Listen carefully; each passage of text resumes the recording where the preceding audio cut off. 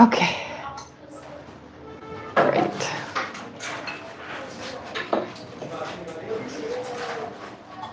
Let's start with the prayers.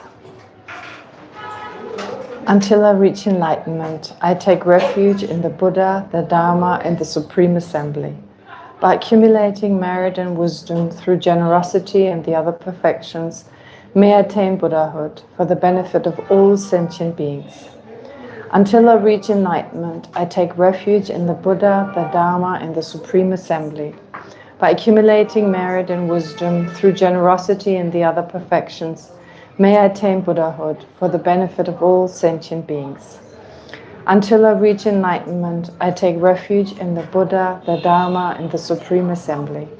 By accumulating merit and wisdom through generosity and the other perfections, may I attain Buddhahood for the benefit of all sentient beings. May all sentient beings have happiness and the causes of happiness. May all sentient beings be free from suffering and the causes of suffering. May all sentient beings never be separated from the happiness that is free from suffering. May all sentient beings abide in equanimity, free from attachment and anger that hold some close and others distant. I pay homage to the Sublime Mother of the victorious ones of the three times, the inexpressible, inconceivable, and indescribable perfection of wisdom, which is unborn, unceasing, and of the nature of space, and which is the object of realization of the self-knowing primordial wisdom.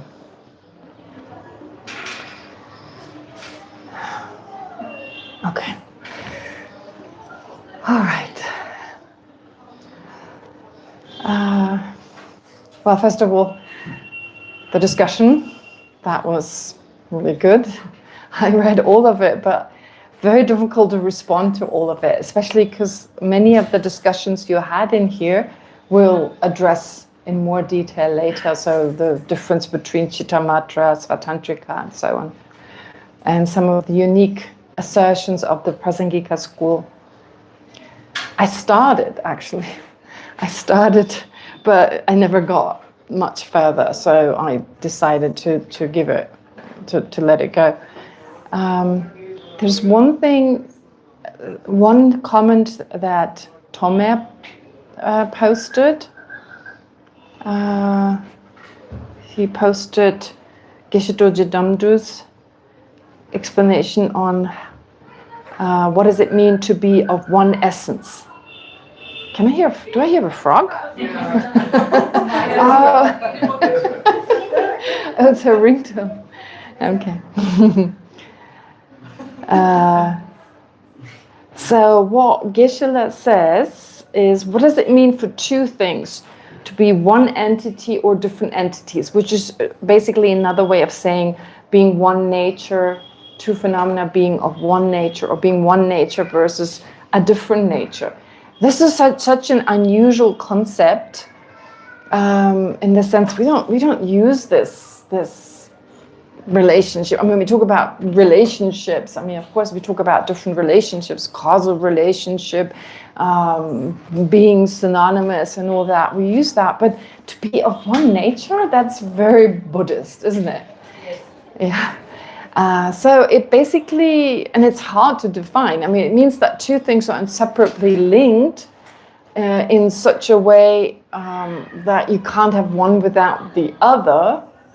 But even that doesn't really, they exist at the same time. That's very important. And when you remove one, through the power of removing one, you remove the other, basically.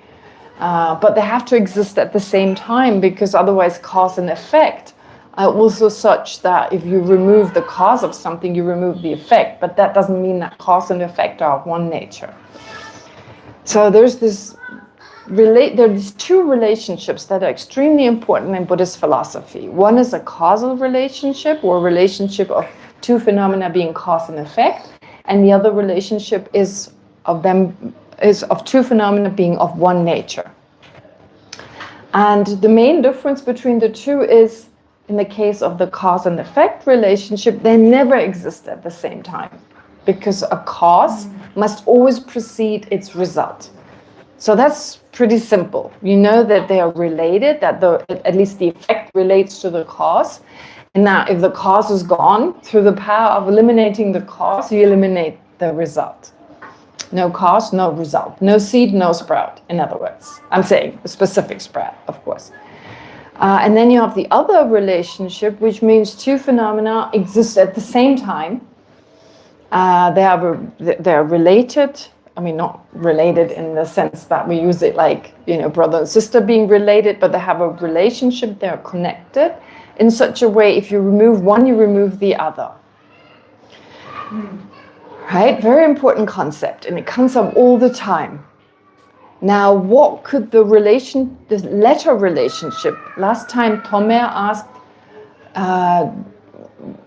what are the possibilities? Like, how do they specifically relate when we say they are of one nature and that exist that they're of one nature? What does that actually mean? So he said, could they have a relationship that goes beyond one being a part of the other, or the two being equivalent? So take two things that mean the same thing. For instance, produced by causes and conditions and impermanent. They mean the same thing. So whatever is one is necessarily the other, and they're of one nature. Makes perfectly sense, right? You can't separate them. If you get rid of one, you get rid of the other. If you were able to remove, let's say, the impermanence of something, you would remove the thing itself, of course, but you would also remove the quality of being produced by causes and conditions. Does that make sense? Okay. So that would be a relationship of two things being of one nature because they're synonymous, they're equivalent. The other possibility would be one is a part of the other. One is a part of the other. So, for instance, take the body is a part of the I. The body is a part of the person. If I remove the body, I remove the person. Means that the person doesn't go out of existence, but in the way they exist with that body, they're no longer there. Does that make sense? If I remove the trunk of a tree, the tree goes out of existence, right? If I remove the trunk, but of course it continues to exist in a different form. It's no longer a tree, now it is whatever, firewood. So when we say they're one entity, two things of one entity, then a part of that is responsible for that thing being what it is right now. So Maud actually last time she said, well, yeah, I know it doesn't mean I go totally out of existence when I don't know, cut my nails or cut my hair, even if I donate one of my kidneys, but I'm not the same person. I'm now a kidney-less person or a person who's just shaved. So it's not like the I disappears. The person themselves go out of existence. That's not what it means. But the person in that moment having, 10 fingers, in the case of Alan's example, or in the case of this kidney. We're not talking about feeling like a less of a person. That, of course, you would never not become a person. Unless your mind disappeared, and that's impossible. But the body, of course, separating from the mind, that happens every now and then. It's happened endless times, every time we die. Therefore, they are of one entity in the sense that whole, whole in the sense the self being a particular entity made up of certain parts. When some of these parts are no longer there, then that self doesn't have the same entity. It changes into something else. It can be a minor change. You go from long blonde hair to bald, right? That's pretty minor. Or in relation to you lose your body and you're dead and you're now Cow Daisy or whatever, right? You're no longer a human being, you're now reborn as something else. All right, but the point is here, one is a part of the other. In fact, everything that exists has parts. There's nothing that doesn't have parts. And when we talk about parts, we don't necessarily mean spatial parts, because that, of course, is only possible for something to have spatial parts. It's only possible if they're matter, if they're physical. Only something physical can be made of physical parts that occupy space. But with parts, we mean also other features, such as attributes, such as characteristics, existing, being permanent, being impermanent, and so on. And since everything is merely labeled, it is always labeled on the basis of its parts. So you couldn't have something that is partless if everything is labeled. Which shows it's very important to understand a whole and its parts. It's important to understand that because everything is the part of something else, but it's also a whole in relation to its own parts. And in relation to these parts, we then label, we designate it's a table, it's an atom, it's a person, and so on. Does that make sense? And the basis of designation is described in the text as being of one nature with that which is designated. Now, last time I asked you this mean question. I asked you, what does it mean to be a part of something? What does it mean to be a basis of designation in particular? So is my cousin my basis of designation? Is that the basis of designation for me being a cousin? Or is any of my siblings the basis of designation of me being a sister? Because without them, I wouldn't be a sister. But it's not actually, strictly speaking, it's not a basis of designation because it's not of one nature with me. So again, the question, what does it mean to be basis of designation and being a part and so forth? Anyway, it's like a whole discussion. It seems very clear when you talk about it, but when you debate it, kind of difficult to define it in such a way that there's no room for argument. But never mind, we don't need to debate here.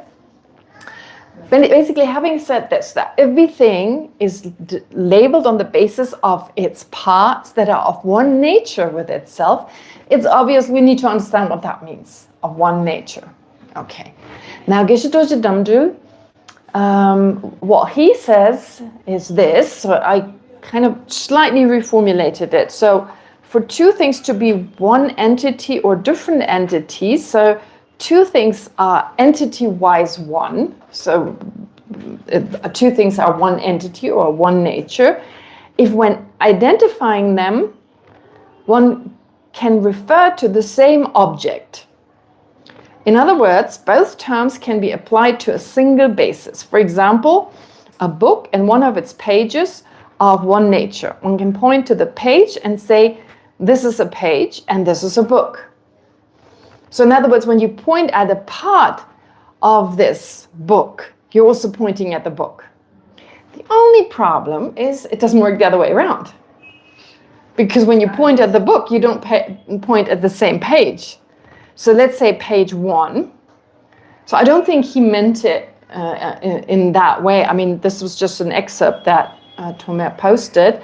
But basically, and I think there's also a typo in there, but never mind. So the way I understand it, understand what Geshe Dorje Damdul says, if you have one page of a book and you point at that, you also point at the book, which means they are of one nature.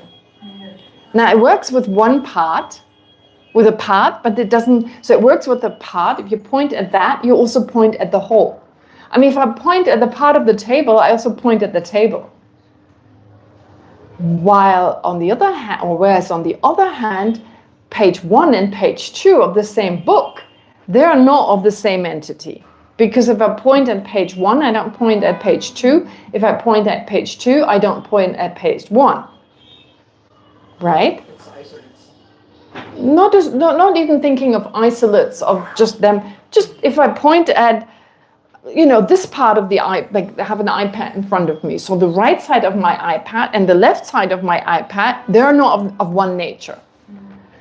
The left side of my iPad and my whole iPad, they're of one nature. The right side of my iPad and the entire iPad, they're of one nature.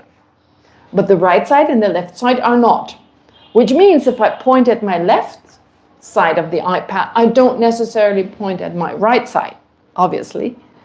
Whereas if I point at the right side of my iPad, I point at the iPad.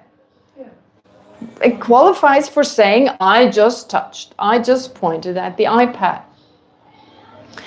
If I talk about synonyms, two things that have different terms, but they refer to the same thing, it's obvious. If I point, I mean, not physically point at them, but if I talk about one, I'm basically also talking about the other. Or if I'm referring to one, I'm basically also referring, to the other, in the sense like if I refer to, for instance, that which is produced by its causes, its own causes and conditions, I'm talking about the same thing that is impermanent, right? I mean, you see what I'm saying? Like in actuality, it refers to the same thing. They're synonymous. Of course, it's easier with physical objects because I can physically point at something. So the iPad and the opposite of not being that iPad.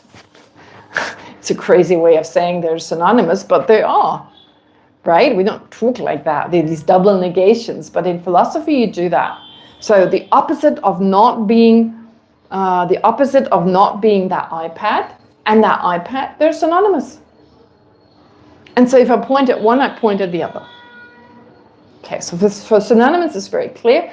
For parts and for wholes and their parts, if I point at the whole, I don't necessarily point at a particular part, but the other way around, it works. Does that make sense? So now we have two relationships. One is that X and Y are of one nature because one is the part and one is the whole, which possesses the part. The second relationship is that they're synonymous. Is there a third relationship you could think of? That was not included in the two that I just mentioned. Tomé asked me about it. Last time I couldn't think clearly about mind and mental factors, but of course the mental factors are part of the main mind. So there's no problem with that. One is the part, one is the whole, and the other is the part. So mind and mental factors, usually it's accepted that they're part and part possessor, basically. But even without going into those two categories of mind, because it's quite confusing, any other relationship that two phenomena could have that is not included in the other two. Well, if you know philosophy, Maya. Emptiness and dependent arising? Emptiness and dependent rising. Are they of one nature? Yeah, well, because it's a dependent arising is a characteristic and therefore a part of emptiness. Right? You see, emptiness is dependently arisen. Therefore, dependently arisen is, or dependent arising is a quality of emptiness. If you say lack of intrinsic existence and dependently risen, they're synonymous, right? Dependently risen and lack of intrinsic and lacking intrinsic existence, they're synonymous. Whatever lacks intrinsic existence is dependently risen. Whatever is dependently risen lacks intrinsic existence, right? So these are synonymous. When I say emptiness, it's different. Whatever is emptiness is dependently risen, but what's dependently risen is not necessarily emptiness. But when I talk about the state of dependent arising and the state of emptiness, they're not of one nature, they're contradictory, one is not a part of the other. So anyway, it's a little complicated, but I think you get the gist of it. But there's one more relationship, which is of a generality and its instances.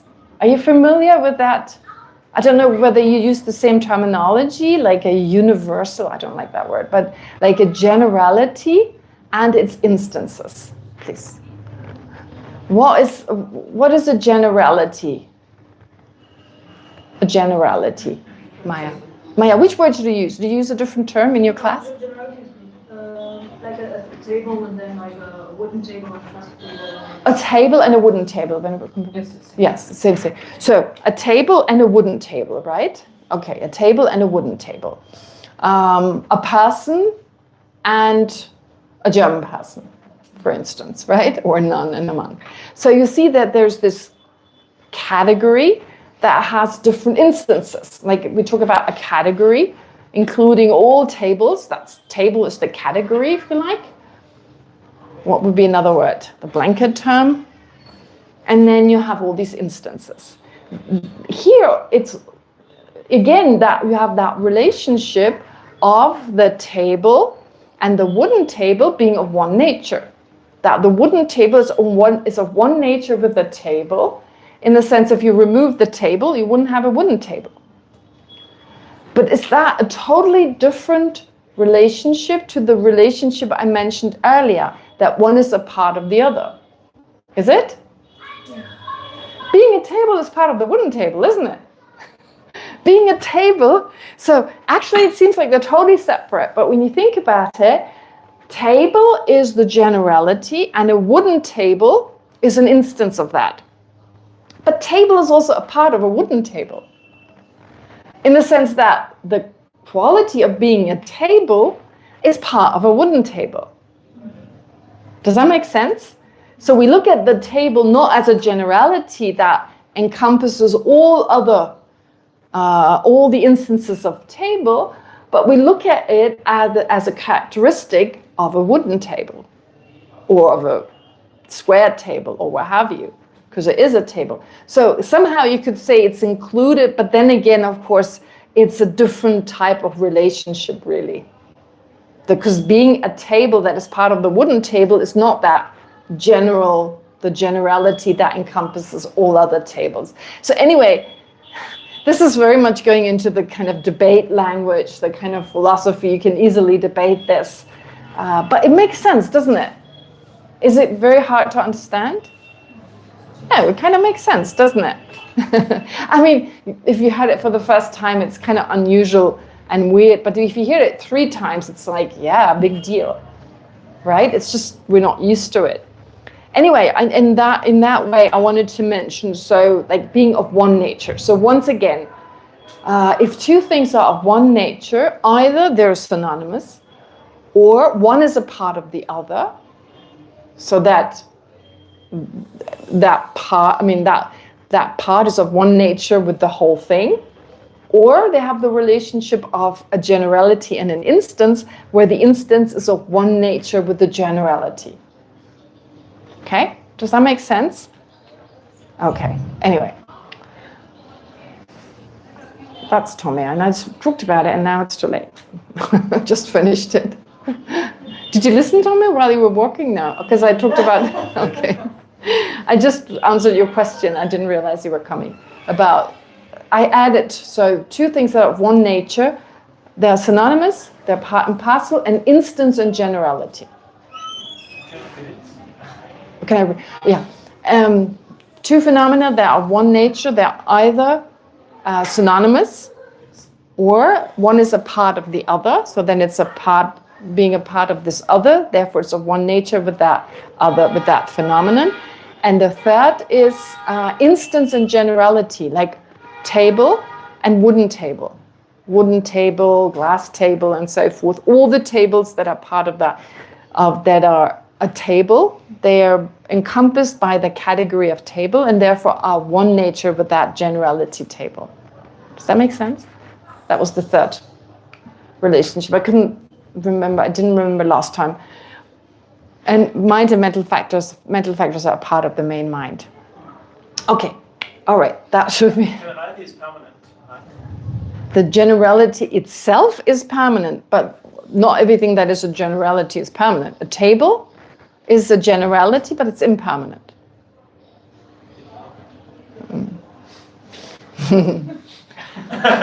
Existent is permanent, but whatever is existence is not necessarily permanent. For instance, tree, table. But the generality of a table is permanent, or is impermanent? Like a table is impermanent. A table is impermanent. Well, it depends on what you mean. What you mean, like when you say the generality of permanent, are you just talking about that itself, or are you talking about a particular type of generality of table? For instance, impermanent. You see, there's a difference between saying generality, that's permanent, versus impermanent, which is a generality of table. So the generality of table itself is permanent, because generality is permanent. But when you look at what is the generality of table, like impermanence, So it means, for example, the name table Yeah. is permanent. the name permanent is table. The name of table is permanent. No, yes. Well, let me think. No, a name is a sound. A name is a sound, and whatever is a sound, It's not Yeah. a concept. so the name, Ming. I have to translate it. It's a little bit difficult because in Tibetan, the word Ming can mean word, and it can mean name. Yeah, like a word, like what we are using to describe this. A word is a sound. In Buddhist philosophy, I mean, of course, you could also explain it differently. So it's like in the text, usually they say a word is a sound. It's not the written word. It's not the word we're. So I That's mean- just a mental I image. actually mean like so then I need the name because I mean actually when you say Ah, oh yes, I yes. think what you generally notice is the description of this instrument, like or this thing. We are saying it. We are having the word, the name for it, table. Ah, This is a- all right. This is what you mean with table. So you're saying that. Sorry, I forgot to repeat the question. What she's saying or her comment. She's saying no. She doesn't mean like name in the sense of the sound, but she rather means generality when we say like use it as a word, use it as a term. But in Buddhist philosophy or in Buddhist logic, you don't say you don't talk about the term as such. You just say generality itself. In the sense that there are generalities that are permanent and generalities that are impermanent. That's what I actually want to understand. What is the generality permanent and what is the generality impermanent? What is a generality that is permanent and what is a generality that is impermanent? You too. I never understood that. I know what we say, but I don't understand as well.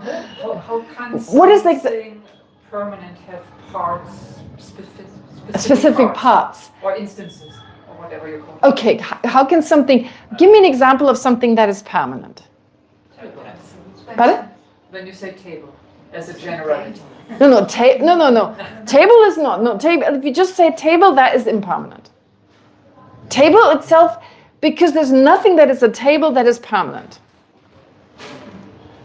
You see, in philosophy, if there's something that is X and that is also permanent, you can say that thing is permanent.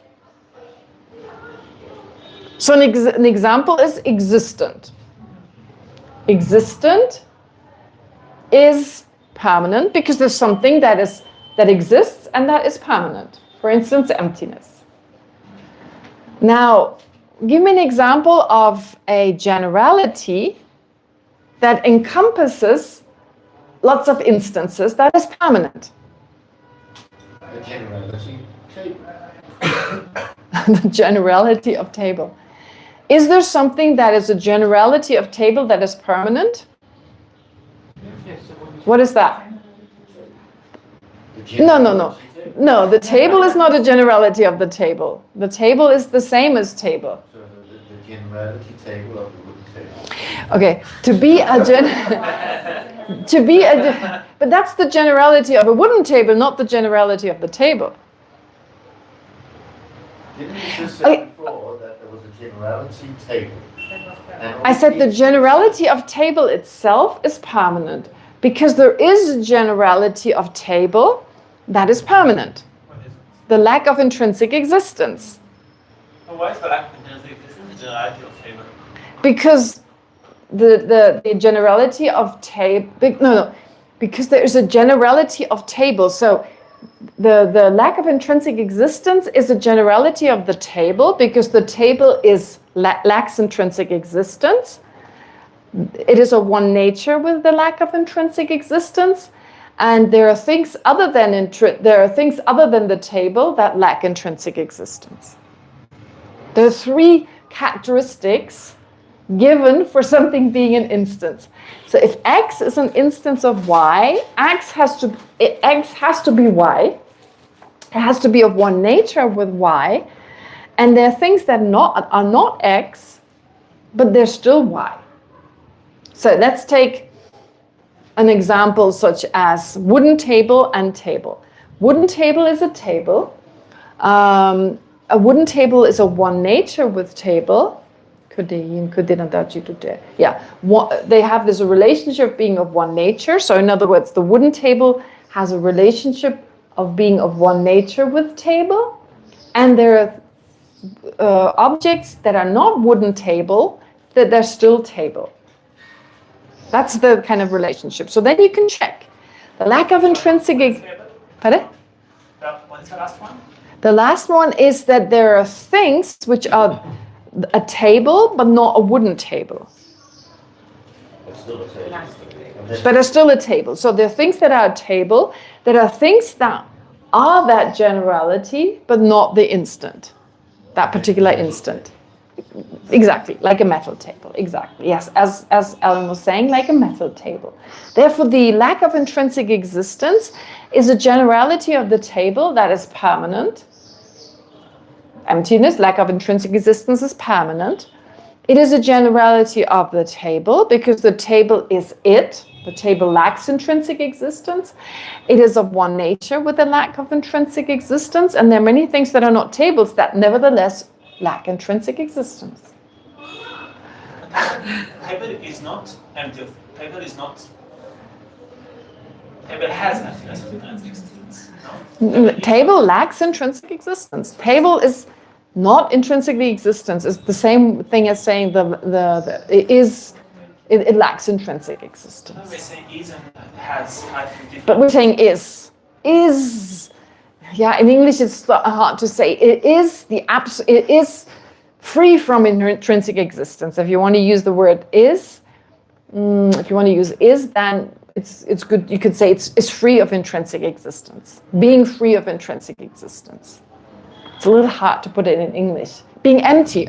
Empty of intrinsic existence. So it is empty of intrinsic existence.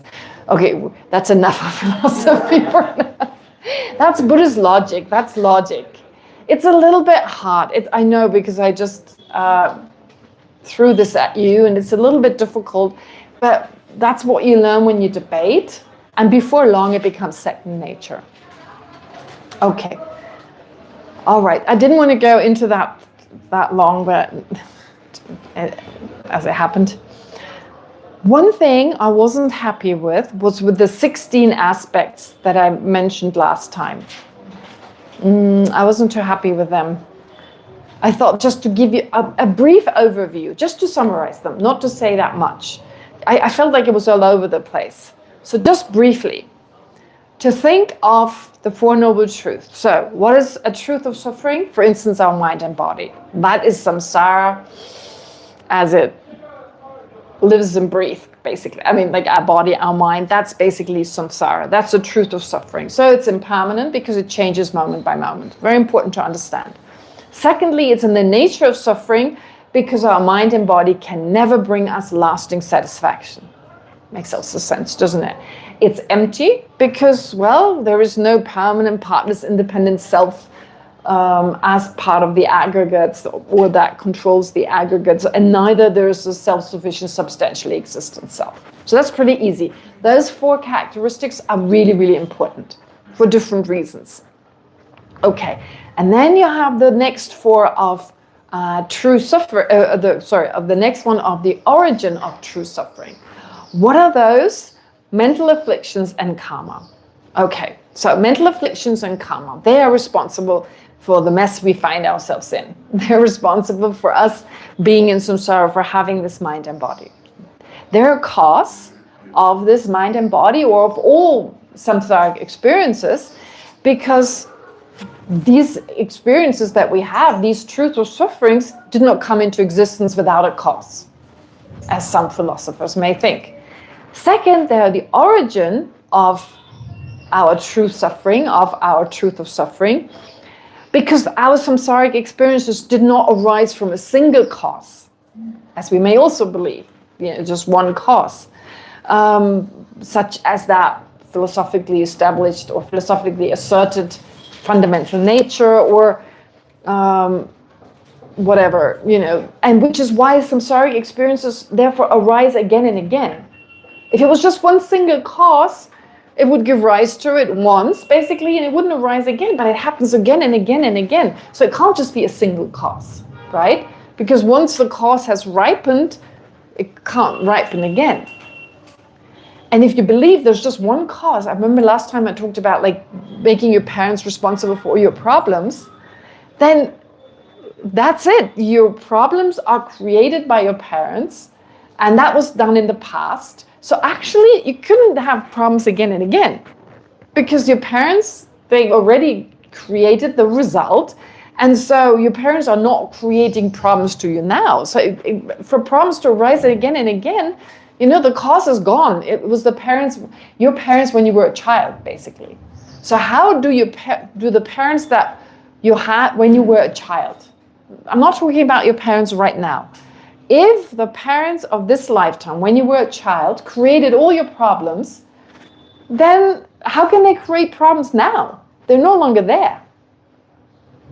So they created some problems, but now, are they still creating problems? Or are there other causes, in other words? Are we perpetuating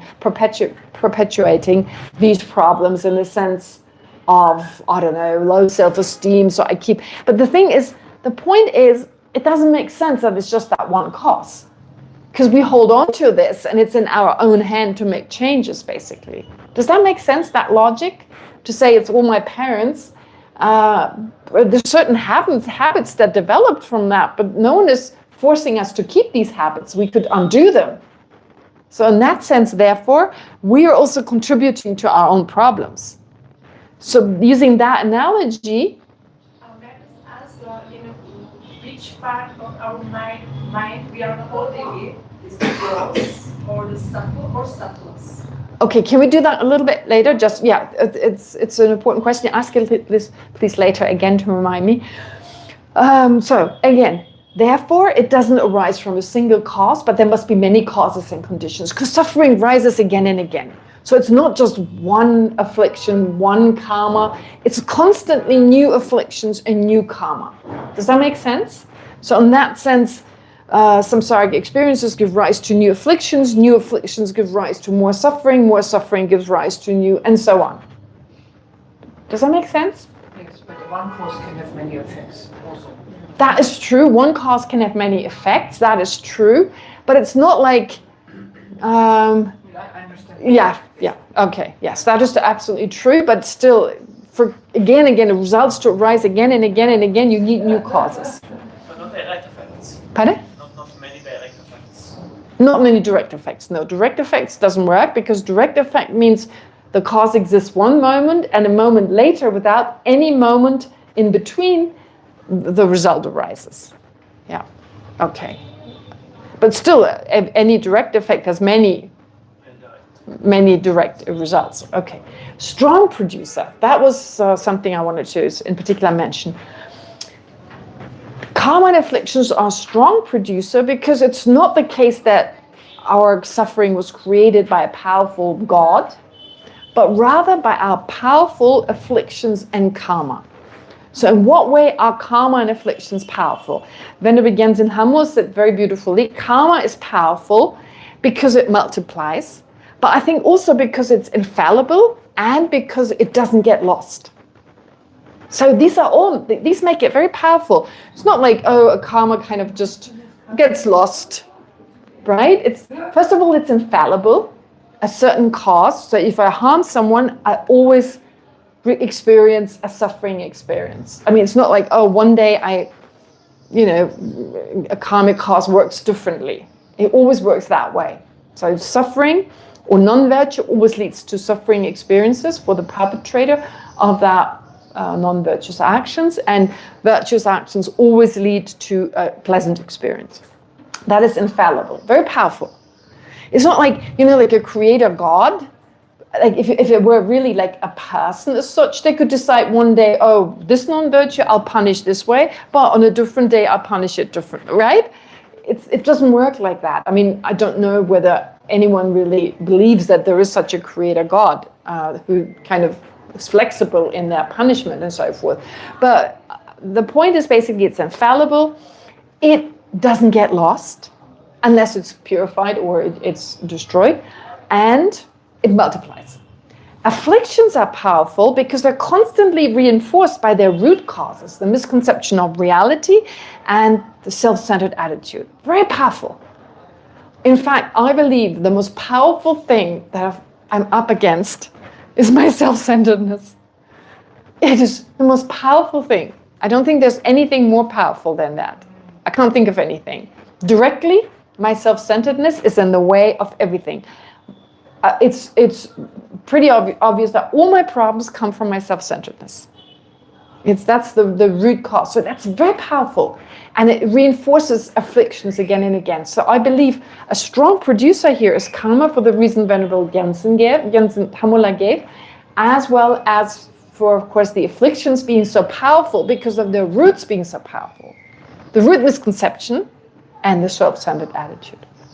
And they're a condition of our true suffering, afflictions and karma, because not only are they the main causes of our samsaric experiences, but also its cooperative conditions, right? And so therefore, afflictions and karma themselves, they must be impermanent because they have cooperative conditions that are necessarily impermanent. That's one aspect. But yeah, also karma and afflictions, they serve as the main causes and as the cooperative conditions of all our trouble. They're continuously and newly created, and the ripening of a karma could just be a cooperative condition. For instance, at the time of death, why are we reborn? Because there's craving to exist, right? So karma is kind of the main cause that ripens now. As a cooperative condition, desire arises.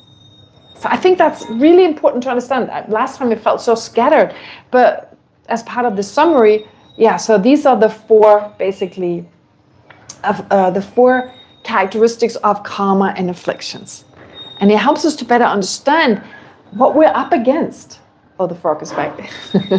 What we're up against. Okay. Then regarding the cessation of afflictions and karma, so eliminating them, well, a cessation, karma and afflictions is a cessation because it's possible to achieve a lasting cessation of suffering. Number one. It's a pacification because liberation, so in comparison to some saying it's impossible, it's in the nature to suffer.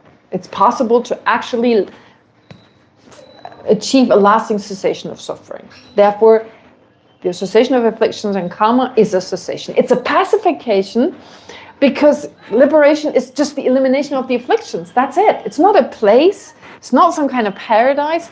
It's just the absence or the irreversible elimination of the afflictions. It's a satisfying state because it's the highest benefit and happiness. It's a state of, right now we can never really be satisfied, never really be happy, right? It doesn't happen because the self-centered attitude, there's this sense of impending doom. I could lose something. I could not reach something. It's like, right? We can never totally relax. But if that's gone, the root misconception and self-centeredness is gone, what is there to worry about? What is there to worry about? So basically that's the state of total satisfaction.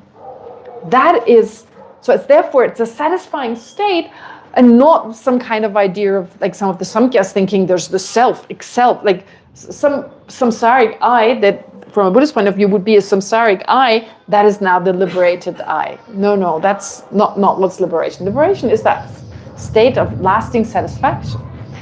And also the cessations are the cessation of karma and afflictions is a definite release because it's irreversible. Not like the view that it could, be reversed and yeah. So again, it helps us to understand these qualities. It is possible. It is it is just the elimination of the afflictions and karma, and thereby karma. It is irreversible, and it's the best state. It's that which we seek the whole time, but we seek it in samsara, and therefore we never find it. And then as to the antidote, well, it's the mind realizing selflessness. It is a path because it brings about the cessation of karma and afflictions. Whereas some other philosophers, the Charvakas and so forth, they would say it's impossible to find such a path, to find such a method, a means or method. It's also an appropriate means because it's the direct antidote to the root cause of suffering, that which is mainly responsible, the root cause of the afflictions, which is the misconception or ignorance. It's an actualizing means because it's a supramundane antidote. It's not just some ordinary meditative state or, a practice such as flagellation or animal sacrifices and so forth. It's truly a supramundane antidote. It's really effective. And it's a means for the definite eradication because it irreversibly eliminates suffering and its causes, right? So in that way, I thought to just summarize it again because it was so all over the place last time. Okay, having said all this, let's return to the text. Is cessation also by elimination of karma? Pardon? Cessation is by elimination of karma and affliction. Our karma, is karma eliminated? Karma, well, negative karma is eliminated. You can't eliminate positive karma. Is contaminated karma eliminated?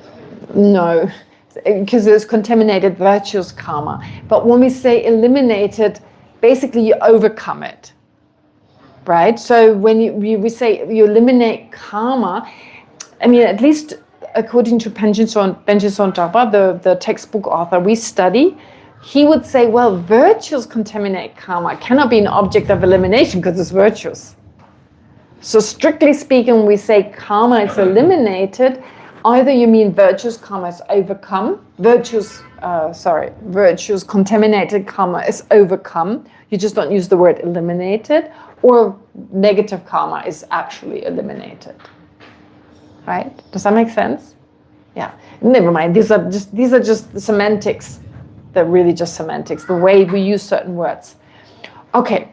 So having said all this, now we return to Lama Tsongkhapa's response to what the other person said. So they're insisting those 16 aspects, you realize them, you're done. Emptiness, not necessary. Or in other words, lack of intrinsic existence, not necessary. So they gave this really beautiful explanation of the stages of the path, which the Prasangika school totally accepts, except they say all you realize is core selflessness, or the 16 aspects, and mainly core selflessness, while the Prasangika school would say, no, it must be emptiness. Okay, that's the main difference. So therefore, Lama Tsongkhapa replies by saying on page 183, let me explain it like this. This is now Lama Tsongkhapa talking. We do not say that if one has not found the view of suchness, the view of emptiness, it would be impossible to establish the truth of the 16 characteristics, such as impermanence, by means of valid cognition, or that the principal trainees of these paths cannot meditate upon them with great effort and on the basis of such meditation directly perceive the coarse level of selflessness and achieve familiarity with what they have achieved. Okay, to explain this, all right, in response to the objector's previous line of argument. Okay, this whole discussion, you only need core selflessness. Lama Tsongkhapa explains that the proponents of Acharya Chandakirti's tradition, which is another way of saying the Prasangika system, does not claim that insight into emptiness is required in order to realize the 16 characteristics of the Four Noble Truths. No, you don't have to. Especially here they talk about the course 16 aspects, right? The course 16 aspects, they do not include emptiness. Okay? So you don't need to realize emptiness in order to realize these 16 characteristics. Nor do they deny that the principal trainees of the foundational path, so the Hinayana trainees, those practitioners, heroes, solitude realizers, do not meditate on these with great diligence. Oh yeah, they do. Yeah. Absolutely. On the contrary, it is fully accepted that through sustained meditation, heroes and solitude realizers can arrive at a direct perception, can directly realize these 16 aspects, in particular core selflessness, through sustained meditation. So through sustained meditation, yeah, they can achieve a direct perception, specifically what's called a yogic direct perception. of a coarse level of the selflessness of persons, namely the absence of a self-sufficient, substantially existent self, and can cultivate familiarity with that realization over time. Of course, why not? It's very helpful. This coarse selflessness is very helpful to understanding emptiness. So the Prasangika school doesn't deny that that is helpful and that you meditate on that. It is important to note, however, that the 16 characteristics referred to here are understood as coarse. According to the Prasangika school, the 16 aspects fall into a coarse and a subtle category, a distinction not accepted by the other Buddhist schools. They say the subtlest are the ones we just went through, where selflessness refers to a very coarse type.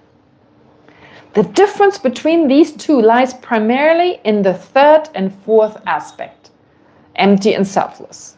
In the coarse category, the third aspect refers to, as we explained before, we talked about it before, to the absence of a permanent, partless, and independent self, while the fourth, selfless, refers to the absence of a self-sufficient, substantially existent self.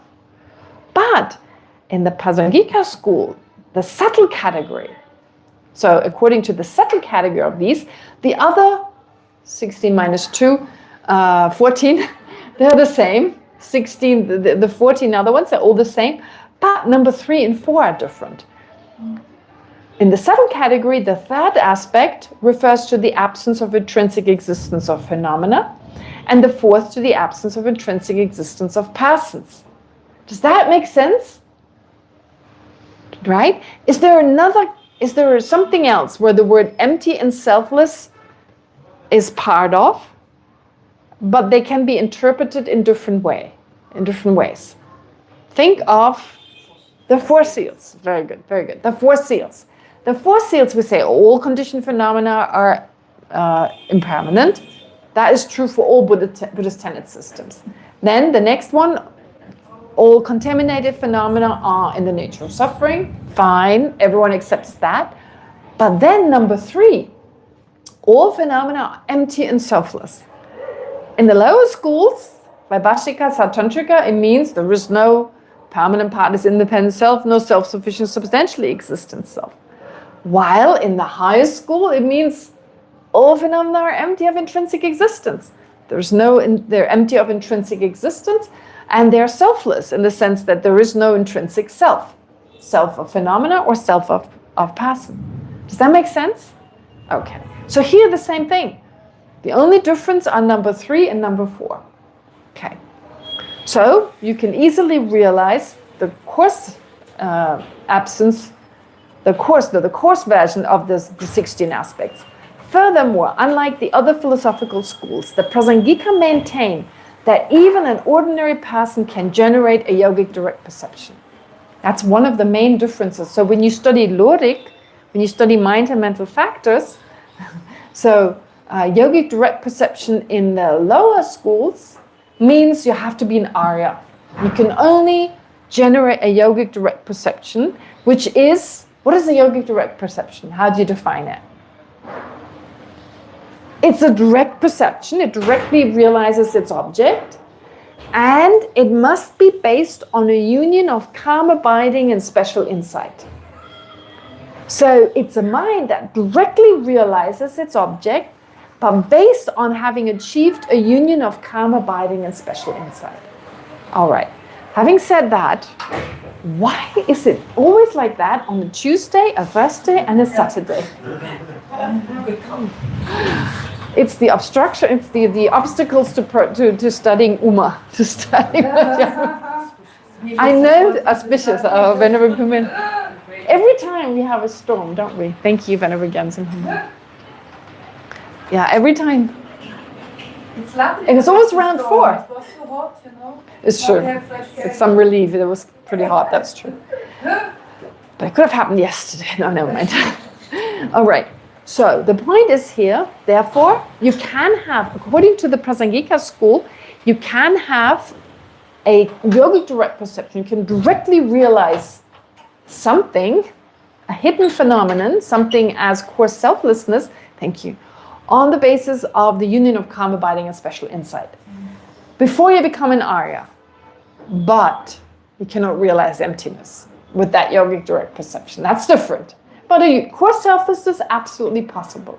So the lower schools don't accept that. In fact, part of the definition is it's just preparing the handout on Nordic. So how did I translate it? It is an exalted awareness in the continuum of an Arya.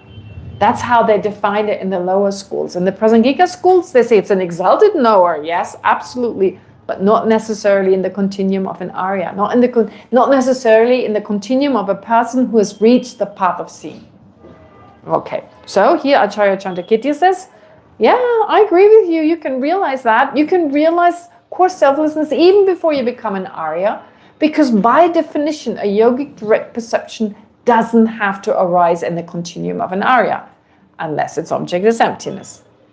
But that doesn't mean the definition of a yogic direct perception means or includes this phrase in the continuum of an Arya, right? So for lower schools, you cannot realize impermanence before you're No, yes, that's a good point. As Toma is saying, in the lower schools, they say you can't even directly realize impermanence, which would mean you realize it with the yogic direct perception, which otherwise would that be, unless you're an Arya, exactly. And then you can have it later. Yeah, then after, you can generate it later on. I mean, once you reach the path of seeing. But no, in the Prasangika school, they would say, no, you can have that earlier. All right, so again, an ordinary person. So unlike the other philosophical schools, the Prasangika maintain that even an ordinary person can generate a yogic direct perception. So here, an ordinary person, there's a difference between, in Tibetan they have different words. I like an ordinary person versus a worldly person. It's a little bit different. I don't know, Venerable Gyaltseng Hamola, can you think of another word? That's not an ordinary person, but someone even below that. I mean, because you can be an ordinary person by definition when you're on the path of accumulation and the path of preparation. So in day-to-day language, we wouldn't say they're ordinary. We would think, wow, they're really special. Kept my window open. So in our ordinary kind of colloquial language, in ordinary colloquial, we would say, like a bodhisattva cannot be ordinary, right? We wouldn't describe them as ordinary. So there is another word in Tibetan. Sosokyewo is the Tibetan word for ordinary. So even the bodhisattva can be a Sosokyewo as long as they're only on the path of accumulation and the path of preparation. And then there's this word Kansa Pewa, like just a really ordinary person, like Pebawa. Yeah. So it's kind of like a worldly person, but worldly also doesn't really catch it. So a plain person, no. Untrained. Yeah, like an untrained person, like really like in terms of the Dharma, totally untrained. Yes, that would be another word. Yeah, so here we're talking about, and it's important because in English, like ordinary person, you have to get used to saying ordinary person just means someone who hasn't realized emptiness. That could be someone totally untrained, like total. But then it would mean also mundane, no? This is the only word. The problem is with the Tibetan word for ordinary, it actually means mundane. Jigdembe. Sosokyewo is one word, but jigdembe, they also use the word mundane. So those two are used interchangeably. Sosokyewo and jigdembekyewo. Jigdembedeba means super mundane. And usually the path of seeing is described as a super mundane path. But anyway, this is some of the terminology, and sometimes it's used differently. Well, I don't want to confuse you too much, but ordinary person here doesn't just mean ordinary in the sense of being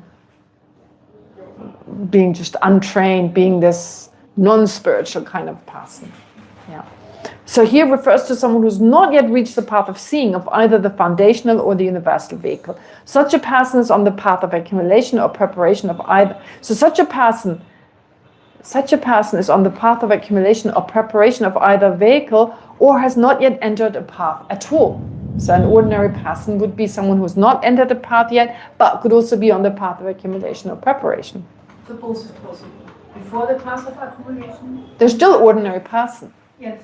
Yes, But even Yes, even on the they're path of absolutely. accumulation and preparation, they're just mundane. They're just mundane. That would be called mundane in that particular context here. Other schools, by contrast, hold that such a perception, and here perception means yogic direct perception, realizing core selflessness, is possible only for an Arya being. Consequently, followers of the Prasangika school accept that ordinary practitioners can develop yogic direct perception, realizing the core 16 aspects of the Four Noble Truths, or more specifically, the core selflessness here, which is the absence of a self-sufficient, substantially existent I within that framework, without realizing emptiness. So then the other person asks, well, what are you saying then? If you agree to that, what do you say then? So once it has been clarified what the Prasangikas agreed to with regard to the realization of the 16 aspects, the objector asks what it is they dispute. So they're saying, okay, this is what you accept, but we're still disagreeing, aren't we? Therefore, what is it exactly you're saying is not correct? So they seem to not be clear about what the Prasangika is actually disputing. And Lama Tsongkhapa says, we say the path described thus does not constitute a genuine, comprehensive realization of the selflessness of persons.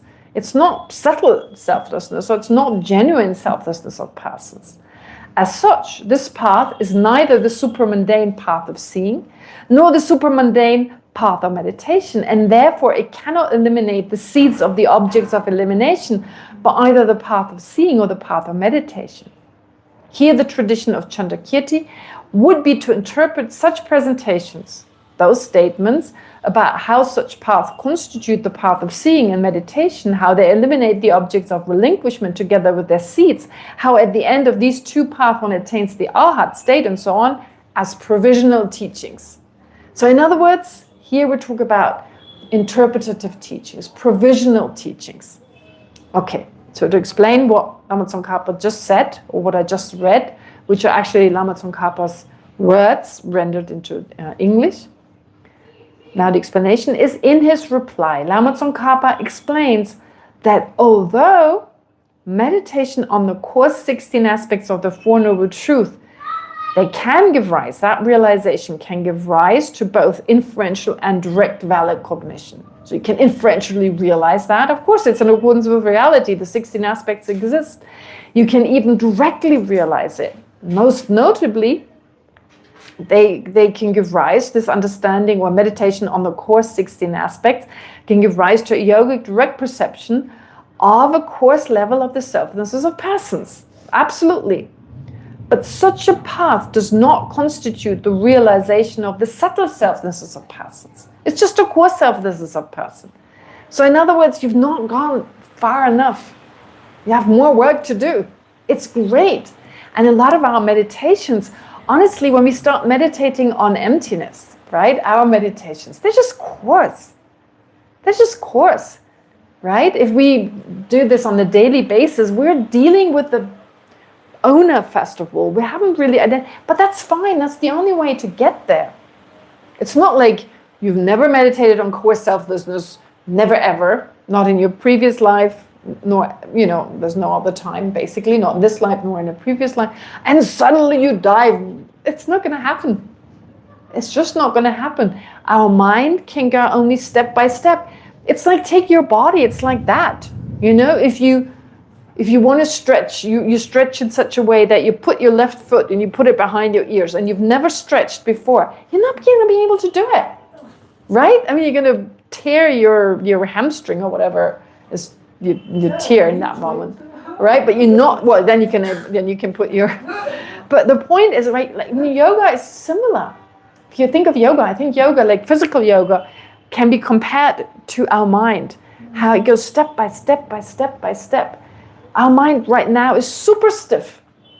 Stiff in the sense that trying to think along the lines of no self-sufficient, substantially existent self, when every other moment of the day we're preoccupied with an inherent self, a self-sufficient, substantially existent self, and we're constantly reinforcing that, that is like sitting your entire life on a couch and not even lifting your arm, right?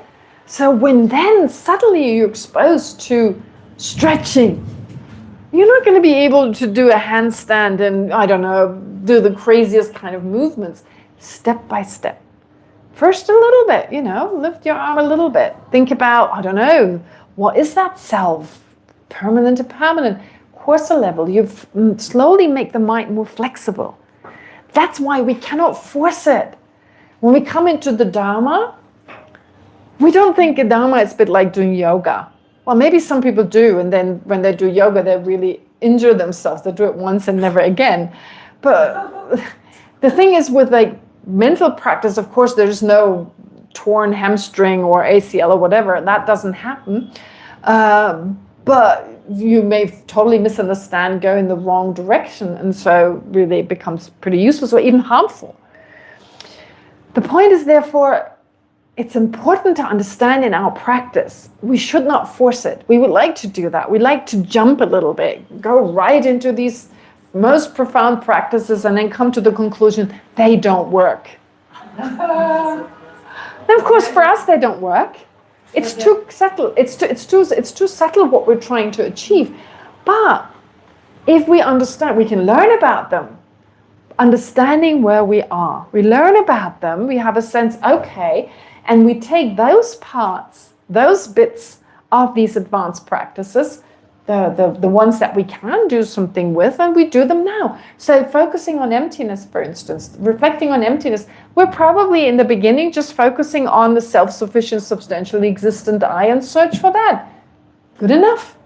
Or just a permanent I. That's okay. Those are the first steps. All right. Anyway, having said this, so most notably, a path does not constitute a realization. That it doesn't constitute, so this level in the beginning does not constitute a realization of the subtle selflessness of persons. Let's not fool ourselves.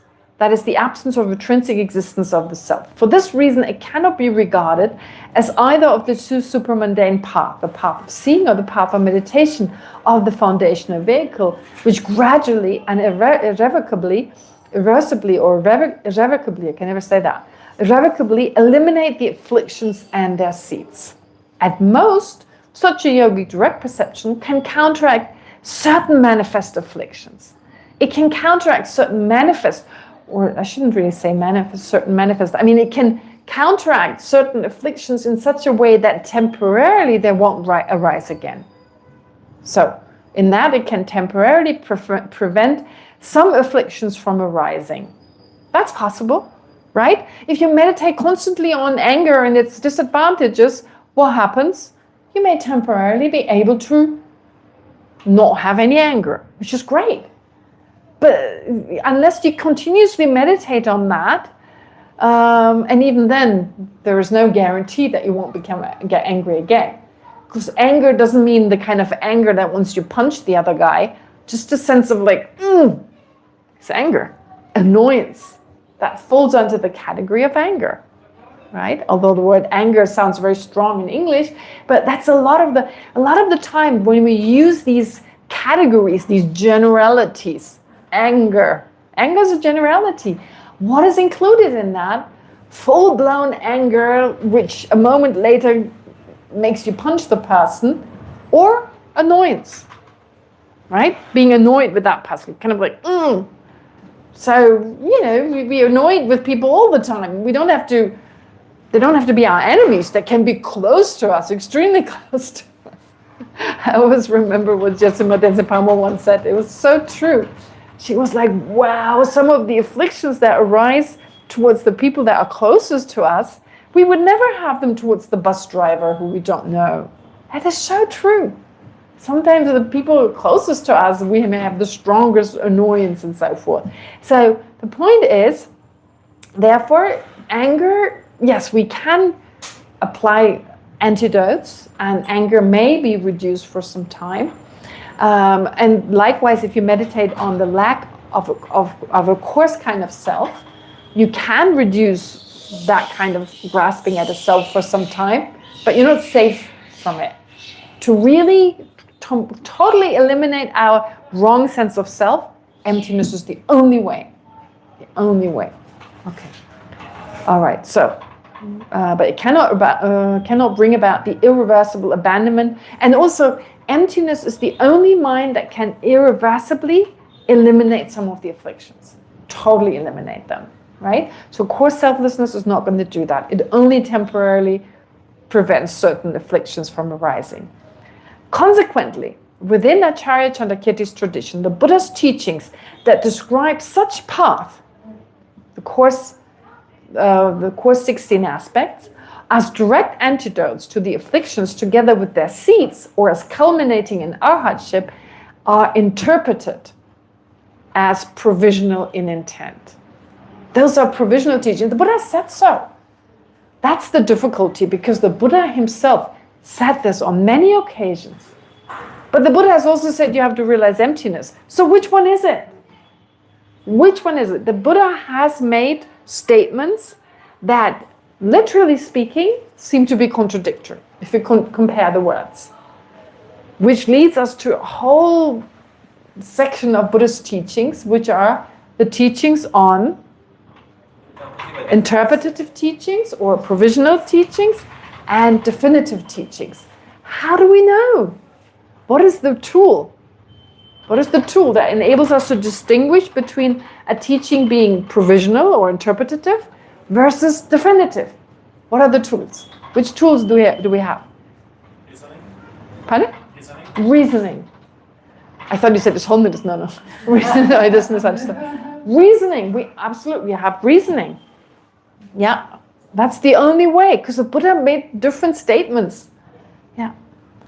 So that's the beauty. And really, what's the word? Starts with an E-N. It empowers us? Empowers? Not empowers. Yeah, it empowers us. It means, it's like we're not relying just on what the Buddha said. Right? We do rely, of course, on the Buddha's teachings, but we have to use reasoning. Reasoning is the only way to gain realization anyway, remember? If you have like a syllogism such as, regarding the subject, the I, it is impermanent because the Buddha said so. That's not a correct reason. You can meditate on that, I don't know, until the end of time. You will never realize emptiness on the basis of that. Never, ever. Isn't that interesting? So what is a correct reason? I mean, in some traditions, they do say, in some religions, they do say it is a correct reason because God said so. And that is fine if that's what they assert. But because the Buddha said so, we will never, ever realize it. We may be convinced, but never realize it. Isn't that interesting? It's not going to happen. There's no connection between, the Buddha can say lots of different things. Doesn't mean it's true. Even if it were true, even if whatever the Buddha has said were in accordance with reality, still we wouldn't be able to realize on the basis of that. Isn't that fascinating? Right? I find that really fascinating. Because we believe so many things, we think so many things we know, when in actuality, we only read it somewhere. Yeah, because in the past it was because the priest told us. Now that is out. Because Buddha told us we weren't raised with Buddhism, and that's not part of our culture. It's the guy with the fancy PhD and the Nobel Peace Prize in medicine. Oh yeah, okay, that guy we believe, right? It's the scientists. They've replaced the priests. But I mean, again, we won't understand that. We don't even know it's true or not. And even if it's true, we're not going to realize it. So reasoning, and it empowers us. We don't have to rely on the word of the Buddha. I mean, we do for some time, but only for the sake of understanding the reasoning, and that we can apply ourselves, and only then can we understand. Okay. But there are some hidden phenomena you can only rely on the text, no? There are some hidden phenomena that you can but you don't realize them when dependence on the text. You only realize them when you become a Buddha. It's not like you realize them on the benefit. Like the subtle working of karma. Think about it. How can you realize the subtle? It's even more difficult than emptiness. If you can realize the subtle working of karma, independence on the texts, you should be able to realize something easier than emptiness, like emptiness. You should be able to understand that independence on the text, right? But that doesn't work. Doesn't happen. Can you have valid cognition based on spiritual authority or based on authority? Do you have valid cognition? It's debatable. You have certain valid cognition that a particular text is reliable, that you may understand, but reliable, not that you understand each fact. No, can you realize something Oh. that have an influential cognition of something Yes. based on authority, on spiritual authority? I don't think so. I don't think so. Although it says there is this particular kind of syllogism from the Precious Garland. What is it? Generosity. From generosity comes wealth. From from discipline comes happiness. So take this subject, this quote from the Precious Garland. It is incontrovertible with regard to what it teaches, because it has passed the 3 types of analysis. So this particular reason, they say you can realize subtle working of, phenomena such as the subtle working of karma. I don't think so. It's debated a lot. It's really debatable, because how? In fact, it is said that this is a syllogism of belief. Where does the belief come in here? Anyway, never mind. I'm not going to go into that. I'm just writing this handout on Lodig, and it comes up, and I'm like, whoa, this is so difficult. Anyway. Yeah. From this familiarity, the argument continues. One can infer the possibility of direct realization. No, wait. How did I get there?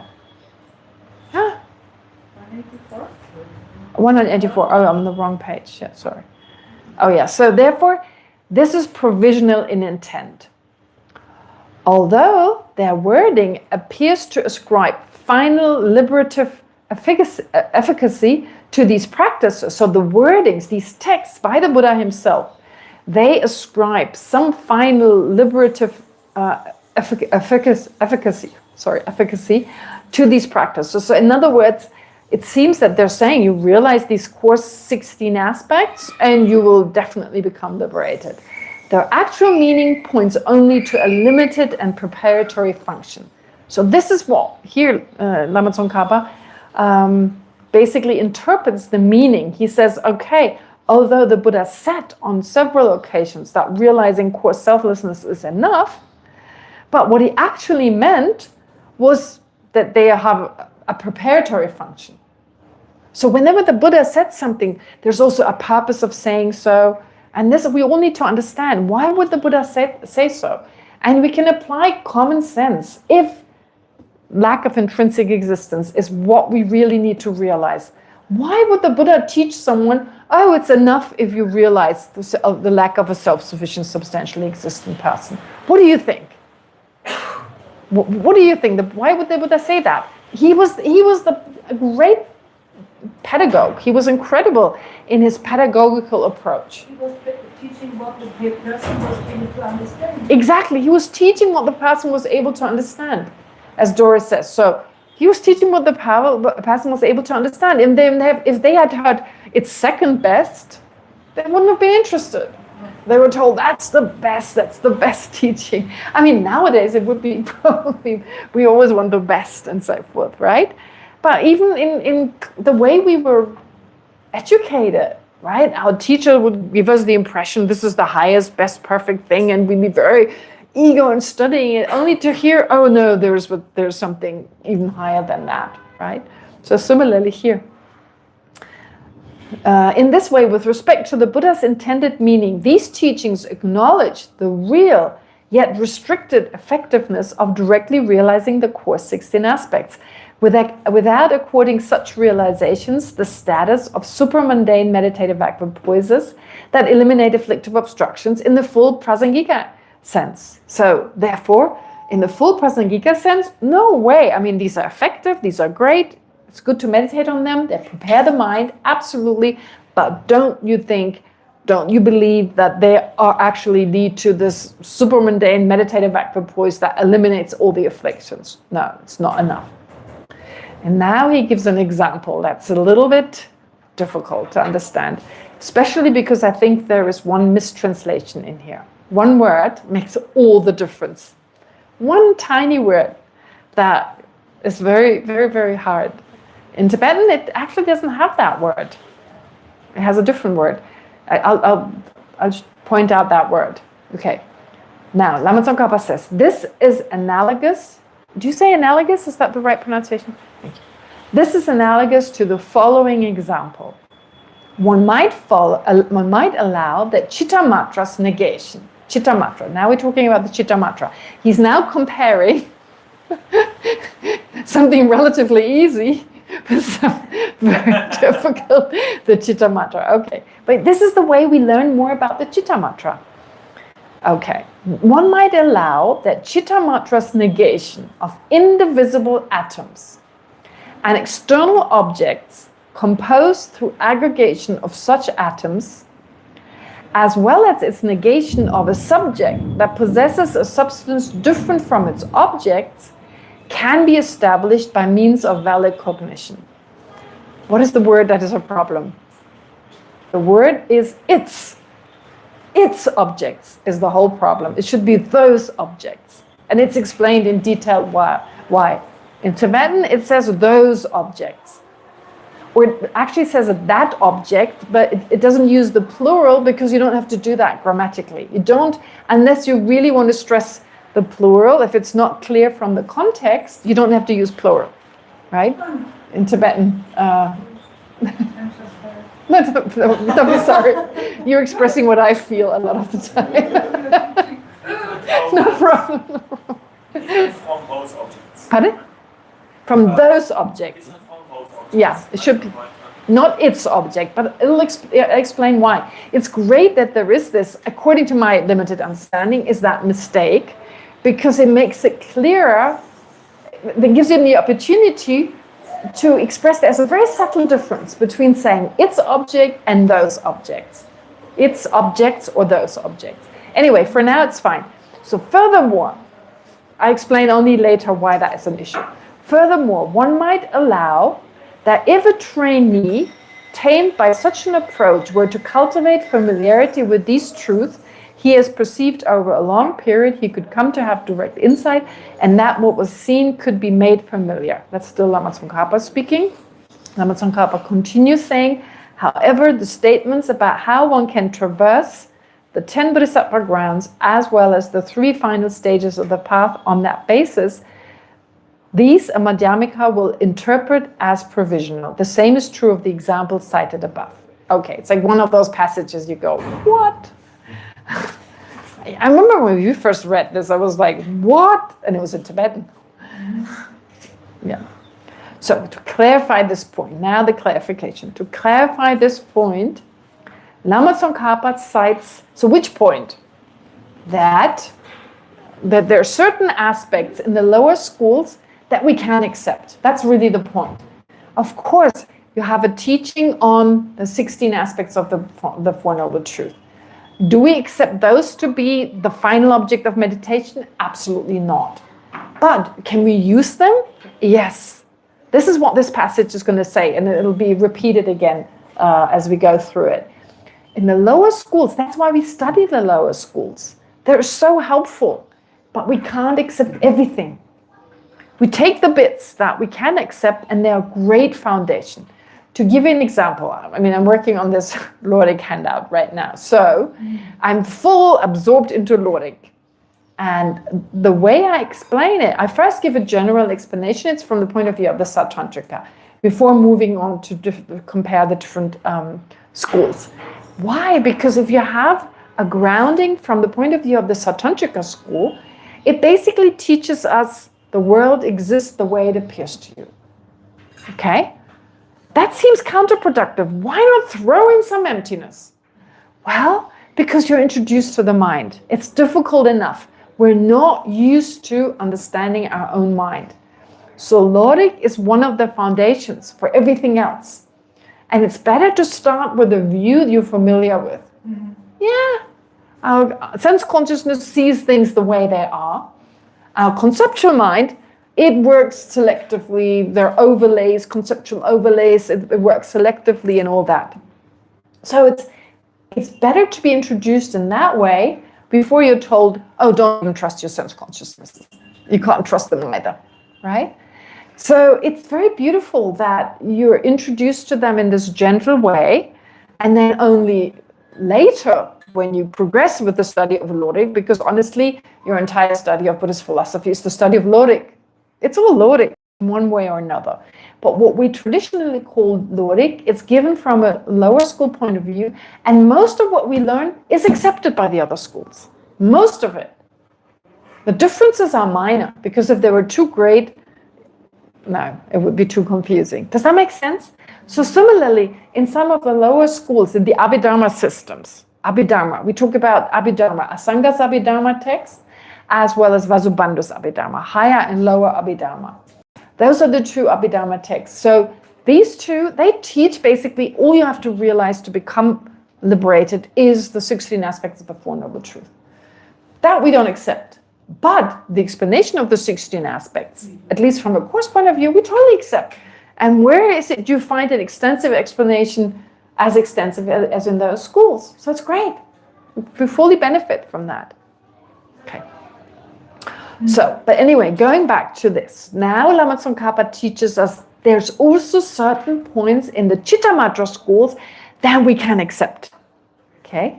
So to clarify this point, Lama Tsongkhapa cites the Chittamatra system as an example. According to Acharya Chandrakirti's tradition, certain Chittamatra assertions can indeed be established through valid cognition. You go like, what? What is that? Usually we're all about external phenomena exist, so don't accept the Chittamatra school. There's not only mind, don't accept the but of course there are other teachings they give that are helpful. They can be established through valid cognition because they accord with positions maintained by both Madhyamika schools, Prasangika and Svatantrika. These include the refutation of partless particles. They refute partless particles. The lower schools, below them, they say you can find a tiniest partless particle that can no longer be subdivided, and that forms the building block of all of reality. Doesn't that sound comforting? Doesn't that sound comforting, honestly? Our mind works in such a way that you must have some solid foundation. We love solid foundations. Ideally permanent and partless, right? Have something that can no longer be subdivided. I mean, if you think about an atom can be subdivided endlessly, are you kidding me? How can an atom be the building block of our world if it can be subdivided endlessly? Can you feel it from an emotional point of view? That's very disconcerting. Endlessly, there's something always subtler and always subtler and always subtler. Then it's not a reliable building block, is it? Do you feel that? I'm not talking about intellectually agreeing or not. The way it feels. Some underlying, I love that. That's why I love learning some of the non-Buddhist philosophical Indian schools, because oftentimes they talk about some foundation that is unchanging. That is very comforting, right? Some nature that's always the same. We want that. And it's expressed in particular by the lower schools. One way is saying that there are partless particles. There is a particle that is so tiny, you cannot subdivide it into anything else. It just is that. Can you feel the comfort? Or you're just thinking I'm crazy what I'm saying? Right? It's got something to it. Some stability there. Because reality is not stable. Our conceptual consciousness, I'm just going on and on about conceptual consciousness in that handout. It's so interesting how the conceptual mind works. It gives us the impression of stability, and it simplifies things. It simplifies things. And it has its advantages, but the disadvantages, we generalize, we simplify, we don't see things for what they are. That's the problem, unless we realize how our thoughts actually fool us. Anyway, that's a whole different story. But the point is, therefore, here there are certain views of the Chittamatra school that reflect views that the higher school has as well. So starting with their refutation of partless particles. Previously, at least the Vaibhashika and the Sautrantrika following scripture, they accepted partless particles, and the ones following scripture, the reasoning, they're actually there as well. So they do believe in partless particles, but the Chittamatra school says no. If there's no external existence, why would you have partless particles? That would mean you have an external object you can endlessly take apart. No, there's nothing like that external to the mind. So they refute partless particles, not for the right reasons. Not like the Chittamatra, not like the Prasangika would say, no, everything must have parts, they have nothing partless. It's a different kind of reasoning, it's a different kind of reason. It doesn't go as deep, but it's still correct. Not the reason for why they say so, but there are no partless particles. So that is accepted. The refutation of partless particles, not only that is accepted, but also the refutation of externally existent object composed of these particles. Does the Prasangika school accept the existence of externally existent phenomena that are composed of partless particle? No. They do accept external existence. They do assert external existence, but they do not assert external existence that is composed of partless particles. We can all agree on that, right? Dunya, does that make sense?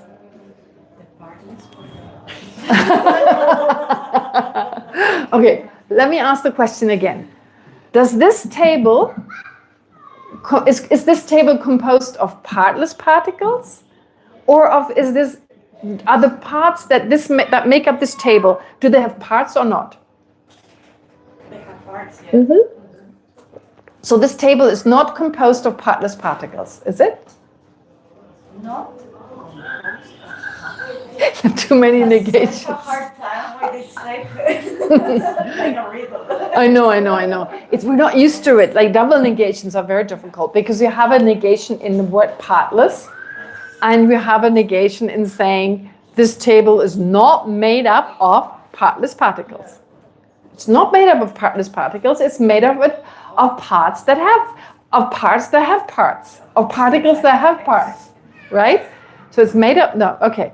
So, do phenomena exist externally? Yes. Does the table exist externally? Yes. Does an external table that is made up of particles which have parts exist? Yes. Does an external table that is made up of partless particles exist?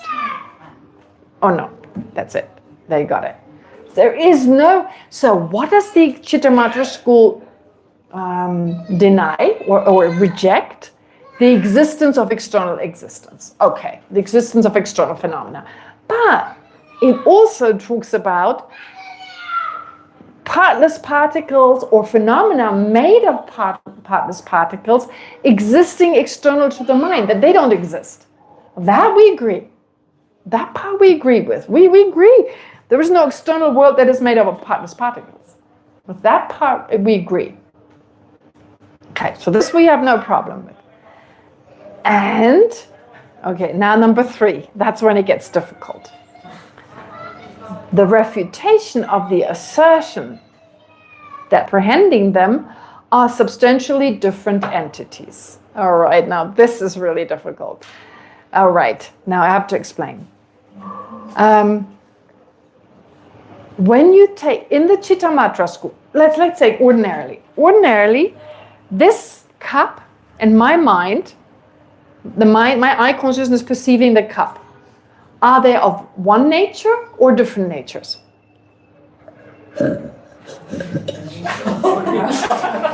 I knew this question gives me enough time to drink. No way you can. The eye consciousness apprehending this cup and the cup, are they of one nature or of different natures? Different natures. Why? Time to drink. Point to difference. The nature of the cup is to carry water. Or one exists before the other. One exists before the other. Why? Produces the other. One produces the other. The cup, the cup produces my eye consciousness. That sounds really weird. Yeah. But actually, we talk about an eye consciousness needs three causes, three main causes. One of them is the object. Absolutely. So let me just go back to my eye consciousness. Why is my eye consciousness apprehending anything? It's able to perceive things. Why? Because there was a former moment of consciousness. That's called the immediately preceding condition. I'm able to perceive something, my eye consciousness perceives something in the first place. It's only possible because a moment earlier there was a former moment of consciousness, whether an eye consciousness or a mental consciousness in my continuum that enabled my eye consciousness to perceive something at all. I mean, being able to just perceive. But not only is my eye consciousness able to perceive things in general, it perceives specific objects. What are they? Visual objects. What causes my eye consciousness being able to perceive visual objects? Empowering conditions. The uncommon empowering condition. Uncommon empowering. The sense faculty. My eye sense faculty. Because of my eye, because of my visual cortex and all whatever is on a physical level responsible for me being able to see this cup, they are responsible for my eye consciousness, not just to perceive something, but to perceive specific things which are visual objects. That's the second condition. The third condition is that cup. My eye consciousness is only able to see a cup because there is a cup. A cup that is in close proximity, relative close proximity, and present right now. Right? It's not the one yesterday. It's not the one over there in Delhi. No, it's the one right here in front of me. So that triggers, because it appears to my eye sense faculty, so those two come together. The light, of course, that bounces off the cup and all that, you can explain that all from a physical point of view, from the point of view of physics. But no, actually it is the cup and the eye sense faculty coming together. Basically, the cup throwing an aspect onto the retina, if you want to put it that way, or what would be a more eloquent way of saying, being reflected in the retina, right? So the retina and this object, they interact. And so therefore, the retina is part of the sense faculty that enables my eye consciousness to see visual objects. But this object enables my eye consciousness to see a specific visual object. That's why we have these three conditions, right? Each has its unique function. Therefore, we can now establish this eye consciousness, this cup triggered my eye consciousness. The cup existed a moment before the eye consciousness came into existence, right? We're always one moment behind. And the name of the object is? Pardon? Is it other power condition? That's the object condition. Object condition. I don't like the word objective condition. I think it's very misleading. In some books, they use objective condition. Remember, Maya? Remember the word objective condition? Instead of object condition in the book we read together, it was objective, yeah. Anyway, I don't like that word, but object condition, that's the word, yeah. So it exists a moment earlier. Therefore, this cup and my eye consciousness are of a different nature. Do you agree? They're different entities. They're cause and effect. In the very beginning, I talked about it. A cause and then its effect. Although they're closely connected, because they do not exist at the same time, they can never be of one nature. They can never be one entity. So, in the Prasangika school, because they accept external existence, this cup and my eye consciousness are separate entities. Okay. Now, what does the Chittamatra school say? Does this cup exist out there a moment earlier and it triggers my eye consciousness? No. There's an imprint that ripens a moment before my eye consciousness arises, and that imprint gives rise to the appearance of cup and to the eye consciousness. So they say The Chittamatra school would say that this cup and my I consciousness, they are of one substantial entity. They're one entity. They're not separate entities. They're not cause and effect. They are the object, the appearance of the object is a part of the mind, both triggered by the same imprint. Okay. So therefore, in the Prasangika school, in the Chittamatra school, they say that the cup and the I consciousness apprehending the cup, they are empty of being different substantial entities, right? They're empty of being of a different nature because they're one nature. And they say that's their emptiness. Because according to them, that's the same as saying the cup exists external to the mind. No, it's the same as saying the cup does not exist external to the mind.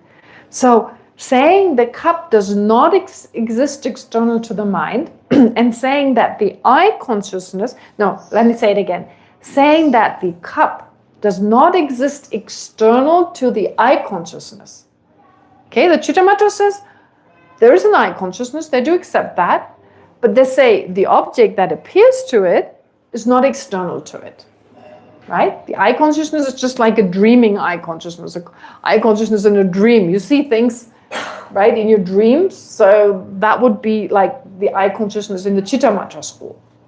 It only apprehends visual objects. Now that I consciousness and the cup, they are one substantial entity. So they are, which is another way of saying they're empty of being different substantial entities, which is another way of saying the cup does not exist external to the mind. Does that make sense? All right. So therefore, they assert that the cup and the consciousness apprehending the cup are not substantially different entities. Okay, that's emptiness. Their emptiness means the lack of the object and the mind being different substantial entities. That's emptiness. But now let's go back, not to the cup itself. Let's go back to a cup that is made up of partless particles. The cup that is made up of partless particles, is that of a different entity from the Prasangika school? Is that of a different entity to my I consciousness? Yes. The cup that is made of partless particles. There is no cup, exactly. There is no cup that is made up of partless particles. So there is no cup that triggers my I consciousness in that way. So it's not its cause. So they're not of a different substantial entity. It's just an appearance to my mind, right? A cup from the Prasangika school point of view. From the Prasangika school point of view, there is no cup that is made up of partless particles. Oh my God, it's difficult. It's a mouthful. Partless particles. There is no cup that is made up of partless particles. Therefore, a cup that is made up of partless particles doesn't exist, as Alan said correctly, which means it doesn't trigger my I consciousness, which means if it appears to my I consciousness, not because it's out there and its cause, but it's just an appearance to the mind, and therefore it's of one entity with that mind. It must be a mental. No, it must not be a mental consciousness. No, it's an I consciousness. If I apprehend, well, I mean, If you apprehend that partless. it would be an incorrect. Particles. No, but would be based on the assertion. If I were to assert, I mean, yeah, it's like you don't perceive partless particles. Of course, that's true. But you can still philosophically talk about it. You can philosophically talk about it. In reality, there is no I consciousness apprehending the partless, a cup that is made of partless particles. That's true, right? Does that make sense? Okay. No, think about it. It's too subtle for the eye consciousness to make that mistake. But we also perceive inherent existence all the time, right? Yeah, but it only appears, but it's not apprehended. You see, like here, then appearance is one thing, but also like inherent existence. Yeah, that's true. Inherent existence appears, but a cup still appears. It's not that it, you see, like to our eye consciousness, what appears to our eye consciousness, an inherently existent cup or cup? Then it's a wrong consciousness. The mix appears, and back to the mix thing. The mixing only happens in the conceptual. Well, maybe also, but this is a little bit difficult. This is where Lorik in the Prasangika school is not easy. So in the Prasangika school, they say this object appears intrinsically, right? But this object still appears, because if it didn't appear to our eye consciousness, then nothing would appear. Our eye consciousness would always be a wrong consciousness. Why? Well, because its object never exists. How could you say It that? can have appearance of an intrinsically existent cup and apprehend a cup. Oh, so no, but the cup appears as inherently existent, doesn't it? The cup appears to exist inherently. But if it apprehends a cup, when there is the appearance of an intrinsically existent cup, so it can still be valid. So two cups appear? An inherently existent cup and a non-inherently existent No, cup? only an inherently existent cup appears. So cup doesn't appear? Yes. Cup doesn't appear. But it is a So if it follows, take the subject, the eye consciousness apprehending cup. It follows it's a wrong consciousness why? because its object doesn't exist. It's objects that exist.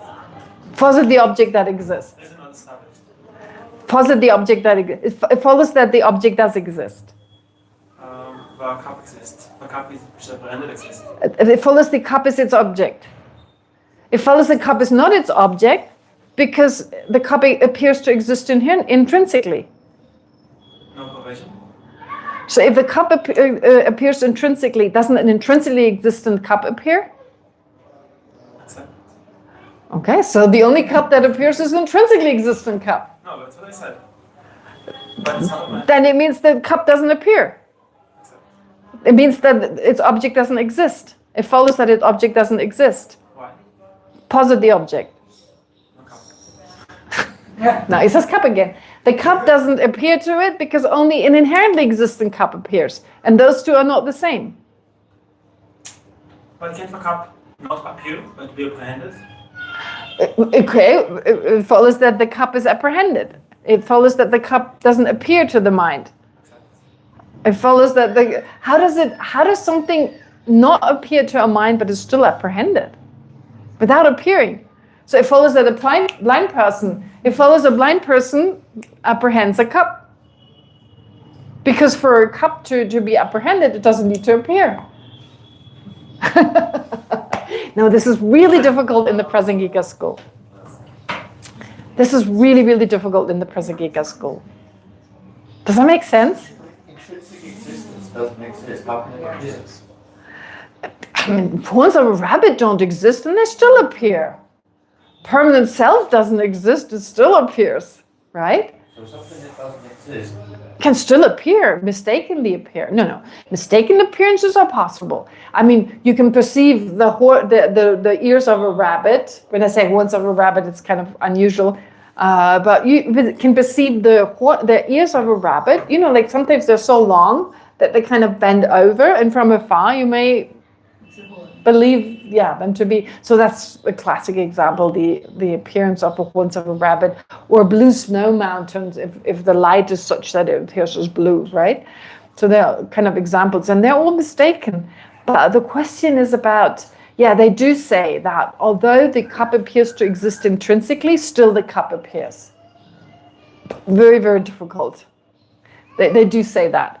But going back to this here, okay, so the cup appears intrinsically and it can still appear as a cup. But to an eye consciousness, to have the appearance of a cup that exists, that is made up of subtle particles, that would be difficult because where would that come from? The subtle particles are in no way an appearance to our mind. Well, they appear to our mind. They appear to our mind. The subtle particles appear, but the subtle particles that appear are the ones with parts. Right? The subtler particles, what appears when we perceive this cup are the subtle particles, at least of the ones that are in the sphere of our vision. Wouldn't you agree?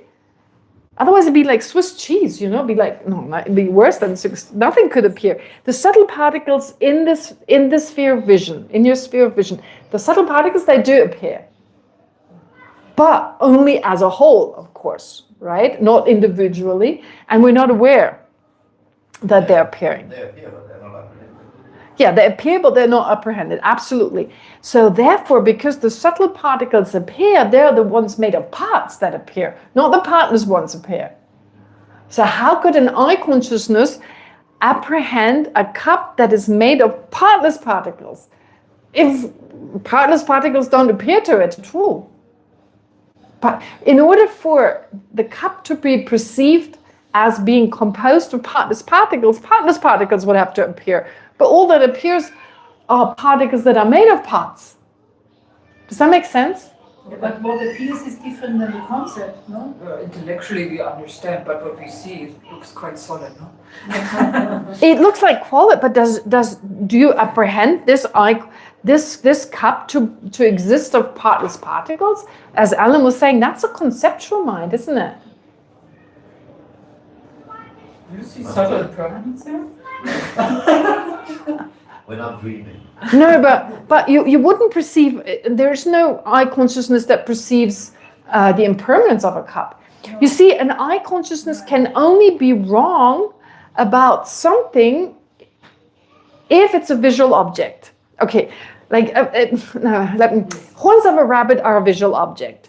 Blue snow mountains are a visual object, right? I mean, if they existed, there would be something that the eye consciousness can perceive. What else? What other examples do we have? Flying cows. Cows, at least cows have to appear. Snake on a rope. A snake as a rope, yeah. So if we can wrongly, when we say a wrong consciousness, usually there's a basis that does exist. On the basis of that, we're mistaken. What is another example? 2 moons, right? You squeeze your eyeball, and when you look up in the sky, you see 2 moons. So on the basis of 1 moon, you mistakenly perceive 2.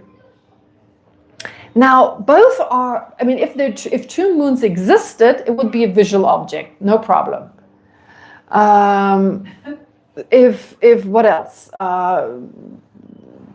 The horns of a rabbit, and also, I mean, if horns of a rabbit, horns exist, rabbits exist, so it's okay that our mind gets that wrong. But to have an eye consciousness that perceives, that apprehends this cup to be permanent, that would be impossible because the impermanence is not a visual object. Right? It's not something our eye consciousness can apprehend. Similarly, a cup made of partless particles. First of all, yes, the particles appear to our mind, but not separate from the cup. But if we were to perceive with our eye consciousness a cup made of partless particles, then the partless particles would be a visible object. How else would this appear to your eye consciousness? What's the problem with partless particles being an appearing object? The partless particles having to be an apprehended object. No, but what is the problem with that being an appearing object? It's not because the partless particles don't appear because the opposite appears. The opposite already appears. What appears to my eye consciousness are particles with parts. So the only particles that can appear in relation to this vase are particles with parts. Right? It's not like which partless particles appear to my eye consciousness? Not the ones of my phone. No other partless particles than those of the cup. They appear to my consciousness, don't they? So there are these particles, not partless. Particles with parts. So particles, atoms with parts. Atoms. So I don't have to say atoms with parts. Oops. It's enough for me to say atoms. Atoms appear to my eye consciousness, right? The atoms that are in the sphere of vision when I look at this cup. And where are these atoms based on? On the cup. Okay, so what appears are, on the basis of the cup, atoms appear. If atoms appear, there must be atoms with parts that appear. Therefore, on the same basis, you can't have atoms appearing that have parts and atoms appearing that don't have parts. Those are directly contradictory. Does that make sense?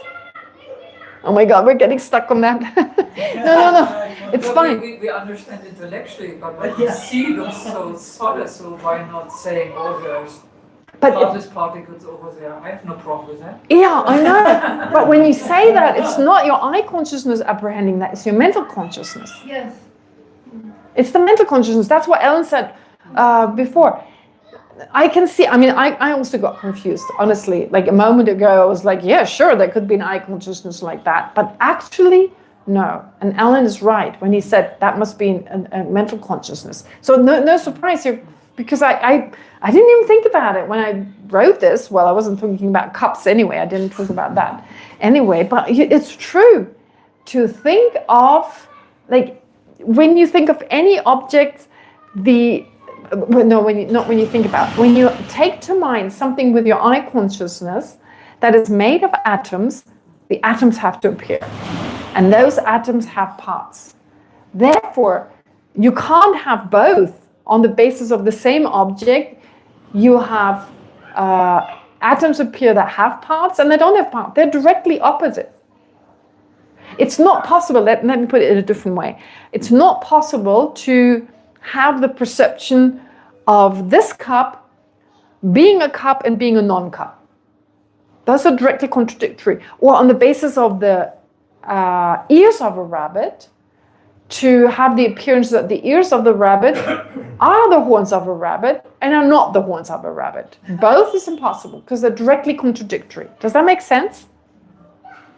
So similarly, you can't have on the basis of this cup the appearance of atoms and the appearance of partless atoms, which means atoms that don't have parts. Atoms that have parts and atoms that don't have parts are directly contradictory. That would be the logic. So conceptually, you can have anything, but you can still talk about it. Philosophically, you could say an eye consciousness apprehending this cup is of a different nature than the eye consciousness, but if this cup were made from partless particles, then the eye consciousness and the cup made of partless particles would not be of a different entity. That's what the Prasangika philosophically agrees to. Would be. Would not be of a different entity. Would not be of a different entity, so Yes. it would be one entity. There would be one entity, yes. There could only be one entity because that appearance would not come from an external object. It would just be an appearance to the mind. Right? So, accordingly, not every position. So the refutation of the assertions that such objects made up of partless particles and the consciousness apprehending them are substantially different entities. That refutation the Prasangika asserts. Accordingly, not every position associated with the Chittamatra school is rejected by the Madhyamikas. Since the Svatantrika school is divided into two sub-schools, Sautantrika Svatantrika and Yogacara Svatantrika, it is important here, however, to distinguish between the Prasangika and Sautantrika Svatantrika schools on the one hand and the Yogacara Svatantrika school on the other. So we have to distinguish between the two, but they all agree with statement number 3. They all agree with that. The first to accept that phenomena exist externally to the mind, whereas the latter does not.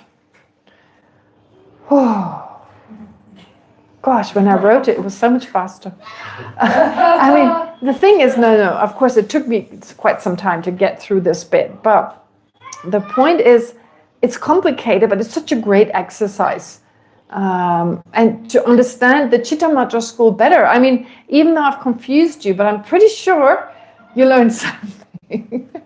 And it's still debatable. So don't trust me. Whatever I said today, don't trust it. Keep that debating mind running. But that at least you think about it. And just that in itself is a good way to understand this view better. But it's also such a good exercise in making the mind think about abstract objects. That's difficult enough. We learned that in the debate, just to hold the object and think about it. What is possible? What is the eye consciousness and so forth? And of course, to understand this Chitta Matra school better and understand which parts of the Chitta Matra school we can accept and which one we cannot, because it's still helpful to study this school. So which parts we take on and which parts we don't, right? Whoa, that was difficult. Yeah, anyway, we did progress a little bit, 185, so we'll continue with this on Thursday. Yeah, this is one of the more difficult parts of this, and then afterwards it gets easier. All right. Okay. So let's take a moment to dedicate whatever positive potential we've accumulated today. In the snow-encircled land, you're the source of benefit and bliss. Avalokiteshvara, Denzin Gyatso, please remain in life until samsara ends. May the precious Bodhi mind, not yet born, arise and grow. May that born have no decline, but increase forevermore. May the precious view of emptiness, not yet born, arise and grow. May that born have no decline, but increase forevermore. Thank you very much.